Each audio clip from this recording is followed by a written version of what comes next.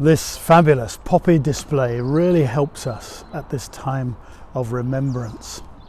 My name is Mike, and it's my privilege to bring a thought for this day. The poppies, of course, remind us of this season, remembering God's deliverance and giving thanks for his rescue. But of course it goes back further to Deuteronomy chapter 4 and 11, where the households come together and the children ask their questions. Why do we do this? What's it for? And the instruction is that the adults in the household must make sure that they tell the story clearly and simply so that the whole family will never forget the story of God rescuing his people.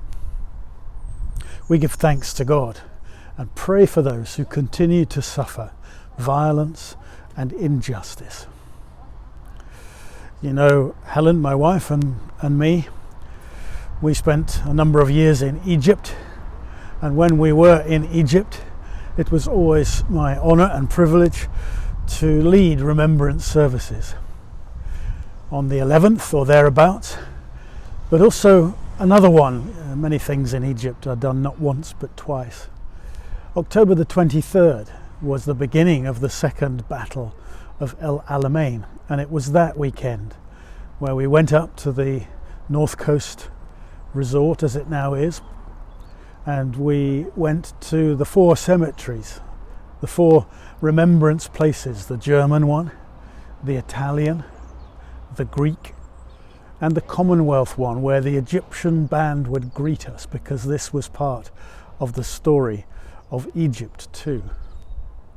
It was a battle, an event that was the turning point of the Second World War. Churchill said it wasn't the end, or even the beginning of the end, but perhaps the end of the beginning.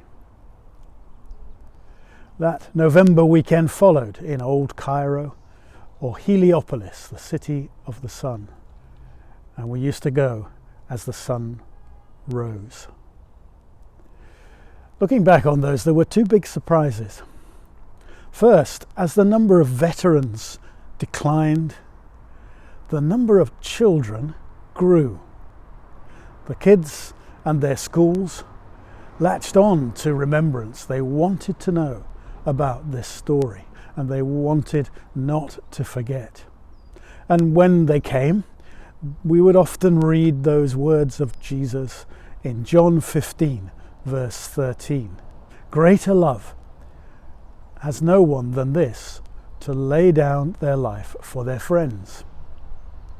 Jesus has the Good Shepherd in his mind, back in John chapter 10, the one who lays down his life for the sheep.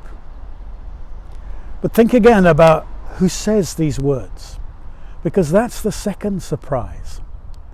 The Jesus who said about laying down your life for your friends is the Jesus who laid his own life down, but for his enemies.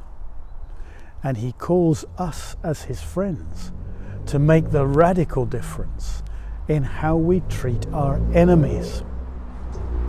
A long time ago, I had a gap year in Lebanon. That year woke me up to Christian faith, gradually, but very definitely. And when I woke up, I realized something. I'd been an enemy of Jesus too. As Paul puts it in Colossians 1, verse 21, alienated from God, enemies in your minds because of your evil behavior. That was a shock. I didn't think I'd behaved evilly. I was an ordinary kind of bloke. But I realized from God's point of view, he had turned an enemy into a friend through Christ's ministry.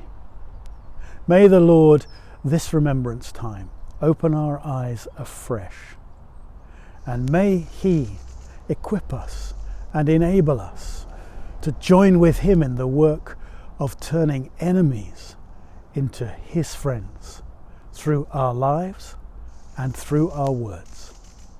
May God bless you.